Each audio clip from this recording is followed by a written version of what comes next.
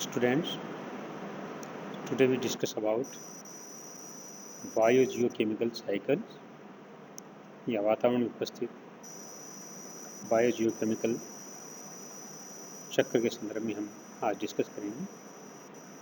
हम जानते हैं कि वातावरण में अनेक प्रकार की गैसेज पाई जाती हैं और ये गैसेज पृथ्वी ग्रह पर रहने वाले जीव जंतुओं को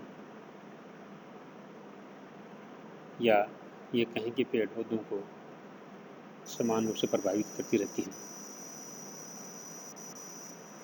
तथा ये गैसें एनवायरनमेंट से जीव जंतु में कंटिन्यूस रूप से सर्कुलेट होती रहती हैं। हम कह सकते हैं कि इनमें उपस्थित समस्त केमिकल्स या एलिमेंट जीवों के अंदर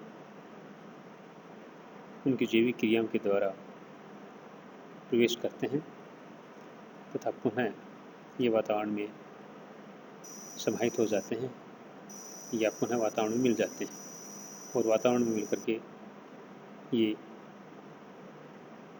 पुनः जैविक क्रियाओं के माध्यम से जीव जंतुओं के अंदर प्रवेश कर जाते हैं।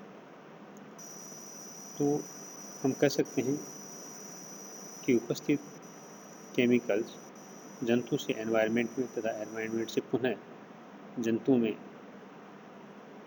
एक चक्रिक रूप से प्रवेश करते हैं तथा वापस रिलीज हो जाते हैं या निकल जाते हैं। तो इससे जो एक साइकिल बनता है जिसे हम बायोजियोकेमिकल के नाम से जानते हैं। हम कह सकते हैं कि the chemical elements are circulate in the biosphere from environment to organisms and back to environments. This circulations of chemical element is study in biogeochemical cycles. These biogeochemicals are two types. First is gaseous cycles and second one is the minerals and sedimentary cycles. अर्थात हम कह सकते हैं कि ये biogeochemical cycles दो प्रकार के हैं। प्रथम प्रकार के गैसियस प्रकार के साइकिल हैं और द्वितीय प्रकार के साइकिल हैं जिसको मिनरल तथा सेडिमेंट्री साइकिल के नाम से जानते हैं। प्रथम जो गैसियस साइकिल हैं इसके अंदर हम मुख्यतः एनवायरनमेंट में पाए जाने वाली गैसेस के संदर्भ में अध्ययन करते हैं। जैसे हम जानते हैं कि carbon dioxides, oxygen, nitrogen, sulphur, ये गैसेज एनवायरनमेंट में पाई जाती हैं और ये कंटिन्यूसली सर्कुलेट होती रहती हैं। हम जानते हैं कि ह्यूमन बींग्स के द्वारा कार्बन, नाइट्रोजन तथा फॉस्फोरस को पृथ्वी धरातल से एटमॉस्फेयर में स्थानांतरित कर दिया जाता है और बहुत सी ऐसी क्रिया विधियाँ होती हैं जिससे इन पदार्थों को एनवायरनमेंट के अंदर स्थानांतरित किया जाता है। जैसे हम कह सकते हैं कि फॉसिल्स के फ्यूल को जब जलाया जाता है तो बर्निंग किया जाता है तो इससे कार्बन डाइऑक्साइड निकलती है और ये कार्बन डाइऑक्साइड वातावरण में सर्कुलेट हो जाती है। इसी प्रकार से पृथ्वी धरातल में होने वाले अनेक चेंजेस ऐसे हैं जिससे गैसेस पृथ्वी से एनवायरनमेंट में सर्कुलेट होती है। साथ साथ हम कह सकते हैं कि मानव निर्मित बहुत से इस प्रकार की इंडस्ट्रीज हैं। जैसे हम सीमेंट इंडस्ट्री की बात करें, इनमें भी अनेक पदार्थों का जैसे प्रोडक्शन होता है तो इसमें बहुत सी गैसेज का निर्माण होता है और ये गैसेज वातावरण के अंदर कंटिन्यूसली सर्कुलेट होती रहती हैं।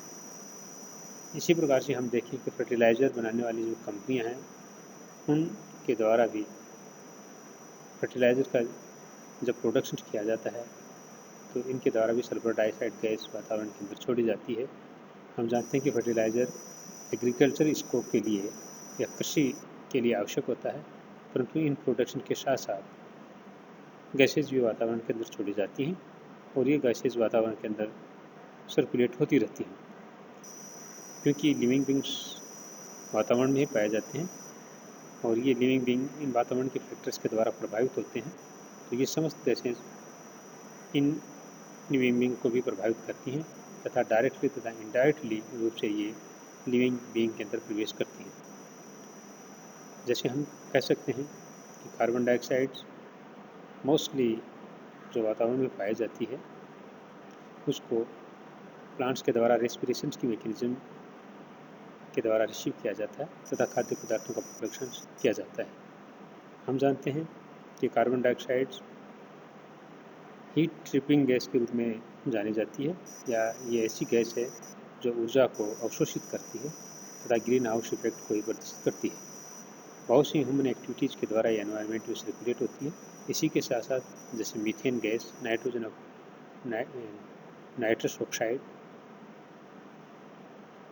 आदि गैसें भी वातावरण के अंदर सर्कुलेट होती हैं, और ये गैसेज भी कार्बन डाइऑक्साइड के कंपेरेटिवली वार्मिंग पोटेंशियल से अधिक रखती हैं। तो हम कह सकते हैं कि कार्बन डाइऑक्साइड के साथ साथ मीथेन तथा नाइट्रस ऑक्साइड गैसेज भी टेम्परेचर को बढ़ाने में महत्वपूर्ण रोल रखती हैं। तो बेसिकली कहा जा सकता है कि कार्बन डाइऑक्साइड तथा ये गैसेज भी एनवायरनमेंट में टेम्परेचर को बढ़ाने का कार्य करती हैं।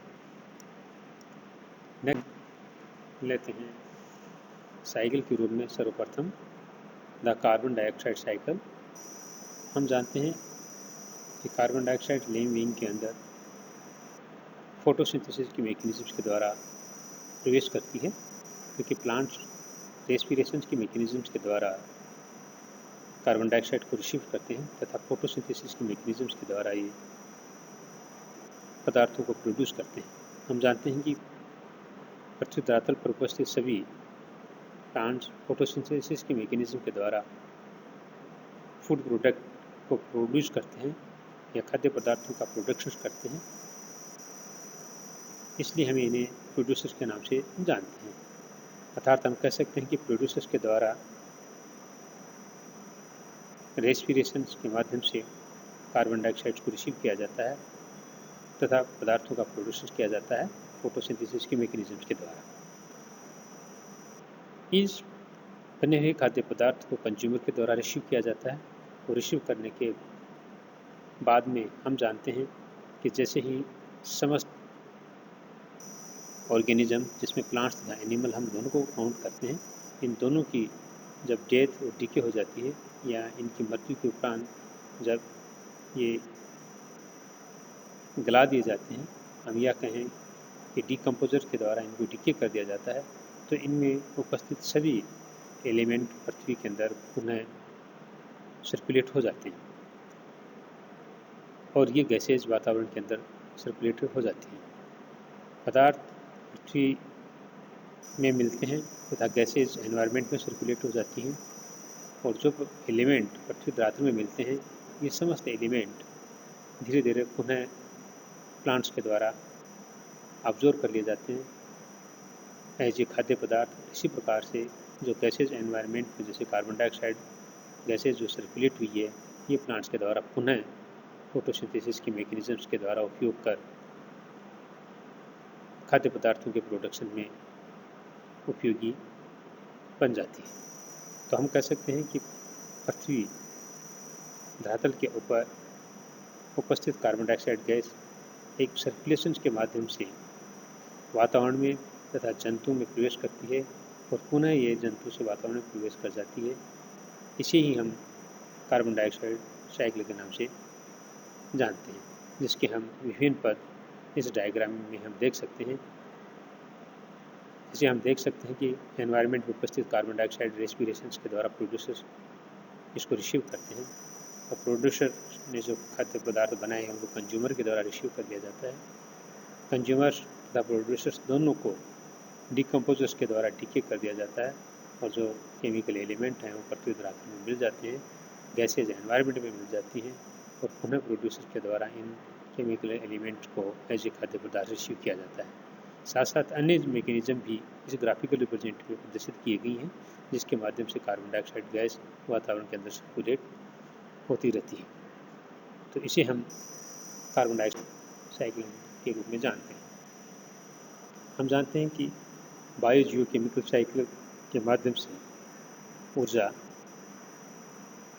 प्रोड्यूसर टू कंज्यूमर और कंज्यूमर टू डिकम्पोजर में एनर्जी फ्लो करती है, और ये एनर्जी का फ्लो निरंतर रूप से बना रहता है। हम इसके पहलू देखें तो हम कह सकते हैं कि all organisms are compose of organic molecules, यानी समस्त जीव जंतु पृथ्वी धरातल पर जो पाए जाते हैं वो कार्बनिक पदार्थों के द्वारा निर्मित होते हैं। consumers its producers to acquired organic carbon for biomass and energy। Consumers हम जानते हैं प्रोड्यूसर्स को ऊर्जा प्राप्त करने के लिए तथा कार्बनिक पदार्थों को रिसीव करने के लिए प्राप्त करते हैं। नेक्स्ट हम देखते हैं कि decomposers use remains of producers and consumer for same purpose. In the sense हम कह सकते हैं कि डिकम्पोजर्स के द्वारा भी प्रोड्यूसर्स तथा कंज्यूमर्स को as a food material receive किया जाता है। नेक्स्ट हम देखते हैं कि carbon dioxide is produce through the degradation of the organic matters, अर्थात कार्बन डाइऑक्साइड कार्बनिक पदार्थों की डिग्रेडेशन के द्वारा प्रोड्यूस की जाती है और ये कार्बन डाइऑक्साइड वापस वातावरण में सर्कुलेट हो जाती है। नेक्स्ट हम पॉइंट देखते हैं carbon dioxide is converted back to organic matter by producers to complete cycles, अर्थात हम कह सकते हैं कि जो कार्बन डाइऑक्साइड वातावरण में सर्कुलेट हुई थी ये पुनः कार्बनिक पदार्थों में प्रोड्यूसर्स के द्वारा कन्वर्ट कर दी जाती है और इस प्रकार से एक कंप्लीट साइकिल का निर्माण होता है। इस कंप्लीट साइकिल के माध्यम से हम कह सकते हैं कि carbon dioxide animal to environment में सर्कुलेट होती है। तो आज हमने कार्बन डाइऑक्साइड के बायो जियोकेमिकल साइक्लिंग को हमने देखा तथा इसमें किस प्रकार से एनर्जी फ्लो होता है। Thank you.